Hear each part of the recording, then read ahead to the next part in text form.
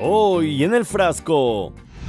Javier Milei llegó a Israel. Llegando a Israel en el medio de una guerra, y más que una guerra, de un genocidio. 27.585 son los muertos ya y hay casi 67.000 heridos. El viaje del presidente Javier Milei realmente es una afrenta a las libertades de expresión, una afrenta al genocidio que se está viviendo hoy en Palestina ocupada. El ataque israelí a la guardería de Rafah deja varios muertos y heridos. Momentos después de bajar del avión, el presidente de Argentina anunció su plan de trasladar la embajada de su país a Jerusalén. Un movimiento para el que no habló de plazos, pero que siempre es controvertido porque implica reconocer como capital de Israel a una ciudad que está en disputa, que tiene su parte este ocupada y anexada por Israel. We are delighted with your decision to recognize Jerusalem as Israel's capital, to move your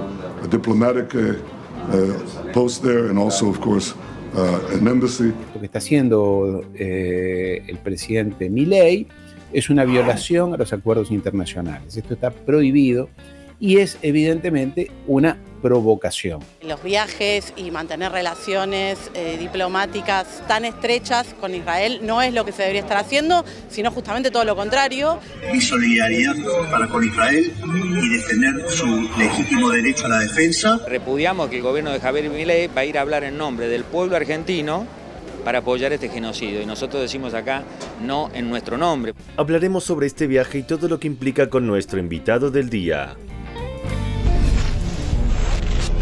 El Frasco, un programa con legítimo derecho a quitar máscaras. ¿Qué tal? ¿Cómo están? Bienvenidos a un nuevo programa del Frasco, Medio Sin Cura, esta suerte de recipiente donde se dan cita a las noticias de la semana, lo que se dice en las redes sociales y lo que supuestamente es la realidad internacional. Tras aceptar los cargos presentados por Sudáfrica, la Corte Internacional de Justicia pidió un poco tarde al régimen israelí que evitara un genocidio en Gaza. ¿Y qué creen que pasó? Israel mantiene sin cambio su ofensiva en Gaza pese a la orden de la Corte Internacional de Justicia de impedir un genocidio. Es decir, lo que en otros lugares del mundo hubiese sido motivo de sanciones por parte de la comunidad internacional, aquí no solo se ignora, sino que se apoya, tal como lo denunció Craig Mohiber, alto funcionario de la ONU, antes de renunciar. Afirmó que Estados Unidos y la Unión Europea no solo son cómplices de este genocidio, sino que también suministran armas a Israel para llevar a cabo sus crímenes de guerra. Y si desde la propia ONU denuncian que Estados Unidos y la Unión Europea son cómplices del genocidio, ¿qué se puede esperar de un sujeto que ya en su campaña presidencial decía esto? Nunca le pregunté esto. Si usted es presidente el 10 de diciembre, mis aliados son Estados Unidos e Israel. Así de simple. Con todo lo que eso implica. Con todo lo que eso implica, es decir, ¿no importa que ese aliado esté cometiendo un genocidio ante los ojos del mundo? Parece que no. Milei en Israel, entre el aval a un genocidio y el alineamiento con Estados Unidos. Claro, ¿a quién le importa lo que digan los tribunales internacionales, verdad? Ahora, algunos medios intentaron evitar eso del genocidio y citaron a Milei con un titular más ameno. Total, nadie lo iba a notar. Milei viajará a Israel y plantará un árbol. También tiene previsto visitar el Muro de los Lamentos y plantar un árbol. Ahí el objetivo, ¿cuál sería? Digo, esa es la parte espiritual. La parte espiritual, dice. ¿Qué parte espiritual si están masacrando a 25.000 niños que están lanzando fósforo blanco que deja quemados vivos a las personas? Es que no solo miles de niños fueron masacrados por el régimen israelí desde el pasado 7 de octubre, sino que otros tantos apenas sobreviven. 1 millón de niños precisa apoyo psicosocial en Gaza, el doble que antes de la guerra. Y mientras los números muestran que los niños y las mujeres siguen siendo el principal objetivo de los ataques israelíes, algunos repiten sin pudor uno de los eslogan de los invasores. Mi solidaridad para con Israel y defender su legítimo derecho a la defensa. ¿Legítimo derecho a la defensa? Bueno, acá vamos a ver algunos ejemplos. En este caso, el ejército israelí se defiende de los hambrientos. Israel disparó hoy contra civiles palestinos hambrientos que esperaban ayuda humanitaria. de nuevo. Y mientras la ONU acusa al régimen israelí de utilizar el hambre como arma, hay colonos que ejercen su derecho a la defensa. ¿Atacando qué cosa? Vean. Cientos de colonos israelíes atacaron camiones de ayuda humanitaria en el cruce fronterizo de Karm Abu Salem y les bloquean la entrada a Gaza. Y mientras hasta desde el medio británico The Guardian denuncian que Israel puede ser legalmente culpable de hambruna masiva en Gaza, los misiles de Netanyahu se siguen defendiendo de la ayuda humanitaria. Este es un convoy de ayuda humanitaria de UNRWA, Agencia para Refugiados Palestinos, que se dirigía al norte de Gaza con autorización israelí. Fue atacado con misiles navales. Tras este ataque a la ayuda humanitaria de la ONU, Milei seguía en Palestina ocupada visitando una zona donde testigos afirmaron que tanques israelíes dispararon a rehenes israelíes y repetía la misma frase. Y sobre todas las cosas, digamos, apoyar el derecho a la legítima defensa de Israel. Así, el presidente argentino habla de una supuesta defensa que evidentemente incluye no solo apelar al hambre de cientos de miles de personas, sino también desnudar a civiles y torturarlos. Vean. El soldado israelí Jose Gamso publica una fotografía que lo muestra torturando a un civil palestino en la ciudad de Gaza Occidental. ¿Acaso el derecho a la legítima defensa del que habla Milei también incluye el disparar a una joven como ocurrió días atrás y lo que obligó a gazatíes a trasladar el agua en la misma zona así? Debido a la presencia de un francotirador israelí, los ciudadanos están recurriendo a transportar agua desde el Hospital Nasser a escuelas repletas de miles de desplazados. El ejército israelí también parece defenderse de médicos de un hospital desbordado que intentan ayudar a los heridos en Gaza. ¿Cómo? Disparándoles hacia las ventanas. Un francotirador sionista disparó desde un edificio adyacente a través de la ventana a un médico en la sala de operaciones del Hospital Nasser mientras trataba a un civil herido. Tal vez a lo que se referían con legítima defensa sea con obligar a personas a refugiarse en una zona para luego atacar allí. Por si faltaba algo, acaban de bombardear un jardín de infantes lleno de familias refugiadas, asesinando a 2 niños en el sur, donde Israel obligó a la gente a desplazarse diciendo que era zona segura. ¿Y qué hacía Javier Milei mientras esto seguía ocurriendo en Gaza? El presidente argentino bailó una danza tradicional judía con los lugareños y cantó Am Yisrael Chai, el pueblo de Israel está vivo. Un día después de esa alegre danza de Javier Milei, el ejército israelí se seguía defendiendo, en este caso de una mujer y su pequeño hijo. Francotiradores sionistas disparan contra un niño palestino de 7 años y su madre que lo protegía en el barrio de Sheikh Radwan en la ciudad de Gaza. Los vecinos intentaron salvar al niño con una cuerda mientras el francotirador sionista seguía disparando. ¿Saben cómo terminó su tuit quien publicó el video? Diciendo literalmente: estamos asistiendo a un nuevo gueto de Varsovia en pleno 2024. Fíjense qué paradójico al ver lo que el propio Javier Milei dijo. No podemos callar ante el nazismo moderno, hoy disfrazado del grupo terrorista Hamas. Pero no vaya a creer que se trata de algo elaborado por Milei. Fue solo un copiar-pegar de lo que ya había dicho su amigo y referente en octubre.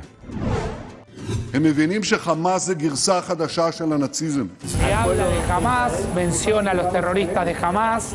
Por supuesto que esto genera el gusto del gobierno de Israel. Bueno, y ya que copió y pegó lo que dijo Netanyahu, ¿por qué no copiar y pegar lo que hizo Donald Trump en 2017? Esto repetía Milei en campaña. Israel lo considero tan aliado que he dicho que voy a mudar la embajada desde Tel Aviv a Jerusalén. Elegimos la vida, elegimos Jerusalén Occidental como base de nuestra embajada. ¿Qué significa elegimos la vida? Porque no son 1.000, 2.000 o 3.000 los niños palestinos asesinados en Gaza. ¿O será que no importa cuántos sean porque esas vidas ni le importan a Javier Milei? La presencia de Milei en Israel sin siquiera referirse a los miles de niños palestinos asesinados, mientras se lo ve disfrutar darle la mano a los responsables de esa injustificable matanza, es la encarnación de la banalidad del mal en este siglo. Pero por más intenciones de Milei por lamer las botas israelíes, eso de trasladar la embajada a la ciudad de Al-Quds o Jerusalén, se trata de algo que en derecho internacional es a todas luces ilegal. Lo que está haciendo el presidente Milei es una violación a los acuerdos internacionales. Esto está prohibido y es evidentemente una provocación. Ocupa ilegalmente, según el derecho internacional, todo lo que es Cisjordania, Gaza y Jerusalén Oriental. Jerusalén Oriental, donde está el Santo Sepulcro, donde está lo que llaman el muro de los lamentos, que los árabes llaman Hayat al-Burak, y donde está la mezquita de Al-Aqsa. Está ocupado ilegalmente. Y la resolución 242 bis del 22 de noviembre de 1967 dice que Israel y sus fuerzas de ocupación se tienen que retirar de ahí. Pero además, ese argumento de que Jerusalén es la capital israelí es algo que hasta rabinos han desmentido. There's absolutely no political relationship between the Jewish people and Jerusalem. It's merely a holy city. The Jewish people don't have a capital. We never had a capital. Judíos del movimiento Neturei Karta levantan una bandera de Palestina en Jerusalén y llevan pancartas que dicen Al-Quds, Jerusalén, es la capital de Palestina. Y mientras persiste la notoria genuflexión de Milei con el régimen genocida, la posición internacional de Argentina padece las consecuencias. Poner al pueblo argentino y a Argentina en nombre de un gobierno ultraderechista como el de Milei, poniéndolo del lado de un gobierno que está aislado mundialmente porque hay repudios internacionales que crecen y bueno, puede tener consecuencias de todo tipo. Liga Árabe rechaza plan de pasar embajada argentina a Jerusalén. Pero mientras Milei sigue haciendo promesas para satisfacer al sionismo, el ministro de Gobierno de la provincia de Buenos Aires expone lo que parece ser otra improvisación más del presidente argentino. La embajada argentina ante Israel es de las pocas que se establecieron por ley, 14.025 del 31 del 5 de 1951. Su artículo 2 establece que se crea la legación con sede en Tel Aviv. Si la quieren relocalizar en Jerusalén, tienen que pasar por el Congreso. Mala semana para hacer Javier Milei. Así es, la ley fue promulgada el 14 de junio de 1951, así que parece que Milei tendrá que someter la votación al Congreso. Y hablando precisamente del Congreso, quizás darse la mano con los genocidas no le trajo buena suerte al loco de la motosierra. El fracaso de la ley Ómnibus desata la primera gran crisis del gobierno de Milei. La caída de la ley Ómnibus y la furia de Javier Milei. Uno por uno, los errores que cometió el oficialismo y lo llevaron al fracaso de la ley Ómnibus. Bueno, al menos no se puede decir que es un gobierno improvisado solo en el exterior, porque puertas adentro también hace lo propio. Y volviendo a la visita de Milei en Palestina ocupada, veamos lo siguiente y hablamos con nuestro invitado del día.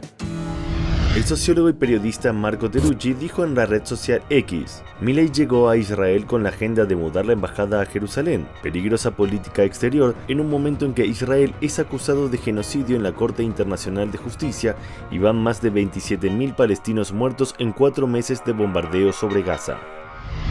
Bueno, muy bien, y para hablar de este tema tenemos el gusto de tener aquí en el estudio a Guido de Caria, que es periodista e integrante de Judíes por Palestina. Guido, es un gusto recibirte aquí en el programa. Muchas gracias. Bueno, Guido, allí veíamos, ¿no?, este tuit, y la primera pregunta tiene que ver con esto que Milei plantea, ¿no? Porque Milei habla de pronto de defender la libertad y de ir contra regímenes asesinos, ¿no? Y uno ve lo que sucede, ¿no?, con los palestinos, a quienes les privan justamente la libertad, y en pleno genocidio en Gaza, ¿no? ¿Cómo lo ves vos? Bueno, es parte de una política claramente alineada con los intereses que él viene planteando desde campaña. Unos intereses que son contrarios a derechos humanos, a derechos de los pueblos. Habla de regímenes asesinos, y vos bien nombrás, hoy por hoy Israel se tuvo que sentar en el banquillo de los acusados de la Corte de la Haya como un Estado que está aplicando políticas genocidas a un pueblo que no tiene posibilidad de defensa. Más allá de lo que se puede hablar de organizaciones político-militares, no tiene control marítimo, no tiene control aéreo, no tiene un ejército. Y también, digamos, lo que está sucediendo es que lo que plantea en el viaje Milei es esta cuestión de trasladar la embajada de Argentina de Tel Aviv a Jerusalén, ¿no? Algo que está ahí, se pelea con el derecho internacional, ¿no? Se pelea con el derecho internacional y con los acuerdos internacionales que tiene Argentina como Estado miembro de esos acuerdos que se fueron firmando. En ese sentido me parece que es parte de esa actitud de yo soy el Estado, lo que yo planteo es lo que se hace y que no es acorde a la realidad. Argentina, como miembro de pactos como el de Costa Rica, pactos que plantean los derechos internacionales y la posibilidad de autodefensa y determinación de los pueblos, va en contramano de sus acciones. Mismo también acordar que la embajada argentina esté en Tel Aviv no es un simple capricho del presidente de turno, es reconocer los límites del 48 y no reconocer lo que fue la ocupación del 67, en lo que es Jerusalén del Este, y no dar el brazo a torcer en esos derechos internacionales donde no puede haber pueblos bajo ocupación militar en el siglo XX y menos en el siglo XXI. Ahora, Guido, ¿cómo ves esto que también se repite casi como un eslogan, ¿no? Y Milei lo ha dicho en varias oportunidades, esto de que Israel tiene derecho a defenderse, y lo que se ven, por ejemplo, para no ir muy lejos en estos últimos días, estas últimas semanas, imágenes, por ejemplo, de francotiradores disparando a un hospital, a doctores en un hospital, digamos. ¿Qué tiene que ver eso con el derecho a la defensa, no? Bueno, es interesante, es como acusan a Hamas de ser una organización terrorista que los atacó, y la defensa que ellos hacen es bombardear a mujeres, a niños, a hospitales. No sé, si lo ponemos en un paralelismo es, me vienen a robar y yo mato a una familia que está al lado. ¿Qué tiene que ver la familia? En última instancia no estamos ahí hablando de defensa ni de autodefensa. Israel demostró a lo largo de su historia como un Estado criminal, porque si bien esto que está sucediendo es uno de los máximos momentos de la política criminal israelí, no es la única, se demostró que tiene la capacidad de hacer atentados quirúrgicos y atacar a un miembro de alguna organización que consideran terrorista sin necesidad de hacer grandes masacres. Lo que está haciendo claramente es un castigo colectivo a una población que lucha por la independencia. ¿Y cómo crees que queda, a partir de la visita de Milei, ¿no?, la posición geopolítica de Argentina? Porque el régimen israelí justamente, digamos, no está pasando por su mejor momento, siendo acusado en la Corte Internacional de Justicia, pero Argentina, que tiene una tradición en la diplomacia, ¿cómo crees que queda? Y hubieron otros momentos donde Argentina tuvo posiciones genuflexas, por decirlo de una manera un poco más políticamente correcta. Sí, sí, las relaciones carnales, ¿no? Las relaciones carnales, participar de la guerra del Golfo, son situaciones que rompen una tradición neutral que no es una tradición, si se quiere, cobarde o ajena a los conflictos mundiales. Es tomar una postura equidistante y plantear siempre una posibilidad de diálogo, de entendimiento, más allá que por ahí haya sectores de la población que consideremos que tenga que tener una postura más denunciante respecto a algunos crímenes, pero que sea equidistante es mucho más esperable que sea abiertamente progenocida. Exactamente. Ahora, ¿no crees que es ciertamente peligroso que un presidente, ¿no?, que en realidad tiene la obligación de representar a todo el pueblo, esté haciendo cosas que quizás respondan más a intereses personales o a su visión del mundo? Sí, es peligrosa, y yo creo que se habla de déjà vus, se ponen atentados como el de la AMIA que pasaron en Argentina como antecedentes de lo que podría pasar. Yo creo que también algo que nos está planteando es el nivel de islamofobia que puede llevar esto. Un presidente y un gobierno que abiertamente planteen la lucha contra el terrorismo islámico, como si el Islam planteara una política terrorista. Ya hubo un antecedente en el primer mes de gobierno con los 3 ciudadanos que lo detuvieron por el simple hecho de tener cariño a la cultura árabe. Bueno, mezclar árabe con islam, mezclar el islamismo con el terrorismo, son políticas que de la mano del presidente se van a ir fomentando. Ahora, ¿cómo evalúas en realidad esto que ha sucedido con la Corte Internacional de Justicia? Porque, digamos, también se puede ver como algo más bien desde lo simbólico, ¿no? Uno, digamos, no cree que efectivamente vaya a haber una condena penal contra Netanyahu, por ejemplo. ¿Cómo lo evalúas vos? Y yo creo que es un antecedente bastante importante el hecho de que Israel se tuviera que sentar en el banquillo de los acusados, que ya cuando tenga que negociar acuerdos comerciales con otro Estado, el otro Estado sepa que lo está haciendo con un Estado que es visto como un Estado que hace genocidio, que hace políticas genocidas. Eso yo creo que a mediano plazo se puede ver los resultados. En el corto plazo, claramente, Netanyahu no va a estar juzgado, Israel ni siquiera en ninguno de los soldados. No va a haber nada de una política clara, pero sí creo que a mediano plazo esto puede repercutir en los acuerdos comerciales que pueda tener Israel con otros estados. Exacto. Bueno, y vos estuviste en Cisjordania, ¿no? Porque viste que muchas veces lo que se dice, bueno, usted opina de Palestina porque no estuvo allí. Ahora, ¿cómo fue tu vivencia? Y digamos, si eso tuvo que ver con esto de militar por el tema de los derechos de los palestinos. Sí, claramente tuvo que ver. Si bien la militancia por los derechos humanos y los derechos a la autodeterminación de los pueblos no es algo que surgió del viaje, sí el viaje potenció